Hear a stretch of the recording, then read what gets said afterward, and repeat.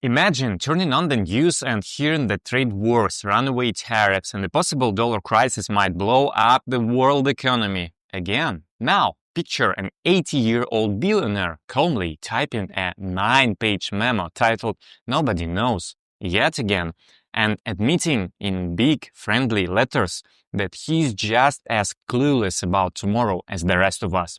That billionaire is Howard Marks of Oaktree Capital, a man whose distressed debt funds have minted double-digit returns through every meltdown since junk bonds were cool. Tonight, I'm walking you through his latest warning shot, unpacking why Marx thinks uncertainty is the only certainty, how tariffs could become America's own goal, and why, in his words, when the time comes to buy, you won't want to. Stick around because the next 10 minutes may change how you handle fear and maybe even help you profit from it. Marx begins with a history lesson. September 15, 2008, Lehman Brothers collapses, dominoes wobble, markets spin. 4 days later, he writes the first Nobody Knows memo, arguing that while no one can predict the end of the world, betting on endless doom guarantees you miss the bear gains that follow. That logic helped Oaktree deploy $10 billion into beaten down debt, and later write one of the fastest recoveries on record.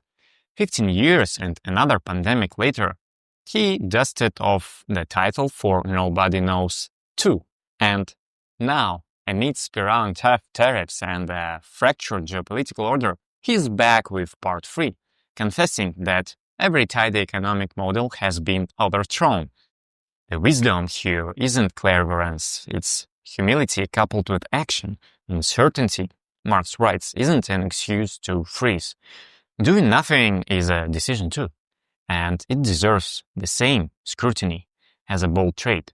He reminds us of Walter Dimmer's cheeky book title, When the Time Comes to Buy, You Won't Want to, and warns that waiting for dust to settle usually means paying higher prices after clarity returns.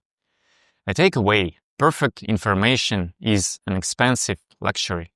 Disciplined investors thrive in the fog. Turning to the present, Marx labels the Trump administration with a single word: uncertainty.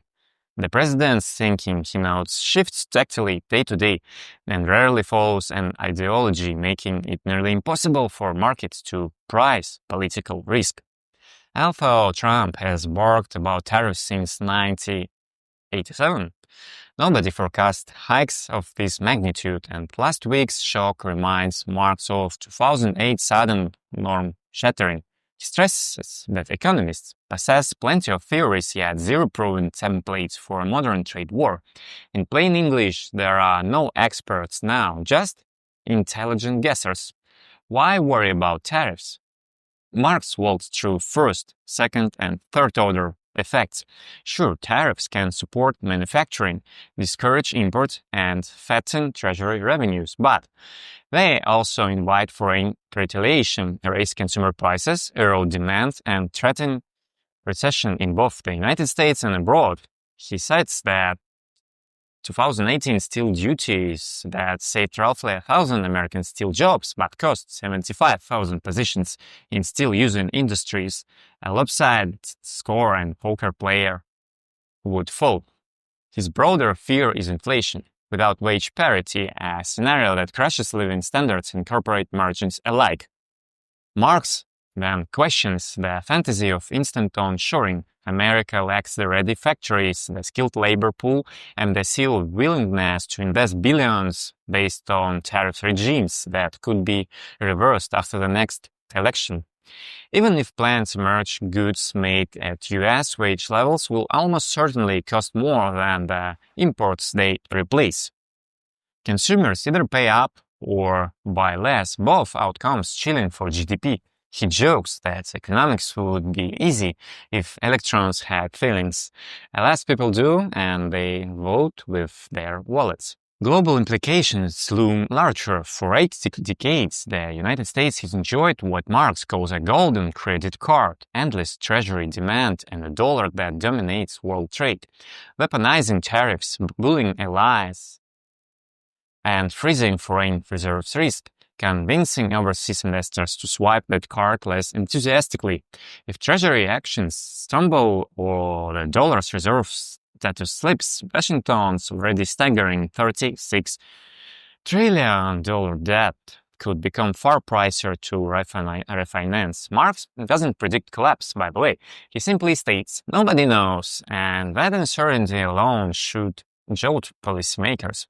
He likens sweeping tariffs to so-called own goal, comparing them to Brexit's self-inflicted wounds that dent GDP, morale, and alliances. Britain, he notes, paid dearly for its breakup with Europe. America could duplicate the pain by dismantling the very trajectory that fostered 75 years of relative peace and prosperity. Here comes a memorable quote. You can't antagonize and influence at the same time. In other words, berating partners for fate's soft power faster than any tank battalion.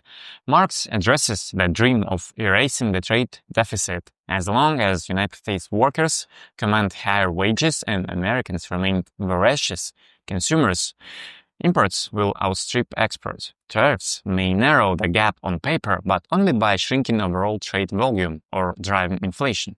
A Pyrrhic victory. Even potential wins, like more domestic jobs, would arrive years after the immediate cost of higher prices and supply chain chaos. Investors must weigh long-run gains against near-term pain. So what's an investor to do? Marx replaced history's rhyme. After Lehman, buyers fled. Oaktree stepped in.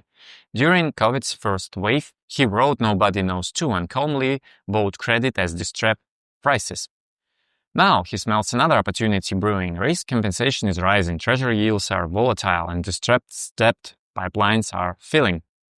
His new opportunistic fund will likely invest faster than planned because turbulence always births bear gains. We're on the case, he assures clients, invoking Mark Twain's line about history not repeating but rhyming. For retail investors, the memo delivers 3 practical lessons. First, embrace humility. Second, forecasting is an oxymoron when millions of variables mutate daily. Second, assign probabilities to your forecasts and discount them heavily in times like these.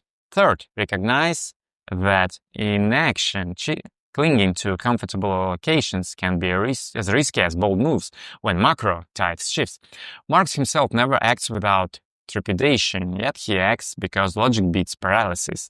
Let's sprinkle in a few choices quotes you can dramatize on screen. There is absolutely no place for certainty in the world of investing. We can't confidently predict the end of the world, and we'd have no idea what to do if we knew the world would end. And my favorite closer borrowed from his 2008 letter. Everyone was happy to buy when the horizon was cloudless. Now, with unimaginable risks on the table and priced in, it's appropriate to sniff around for bargains. Marx's prose is old school elegant, but his message is punk rock contrarian. Buy fear, sell euphoria. Let's land this plane. Howard Marks isn't forecasting a crash or a boom. He's reminding us that nobody, economists, politicians, or YouTubers, truly knows what tomorrow brings, especially at turning points. Tariffs could spark dangerous inflation, erode alliances, and test America's borrowing privilege. Yet they might also nudge factories home. The range of outcomes is wide, probability is fuzzy, and sitting frozen is itself a high-stakes bet. Mark's career-long edge comes from acting rationally in irrational times, buying hated assets and demanding fat margins of safety. If history rhymes again, the next wave of bear gains will appear precisely when headlines scream chaos. So, next time markets tumble and everyone proclaims the end of the world, remember the Oaktree mantra. Nobody knows, but disciplined optimism often pays best when fear is loudest.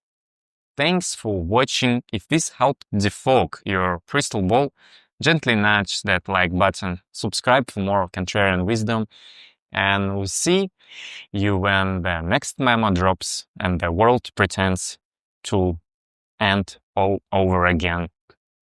Thank you. See you.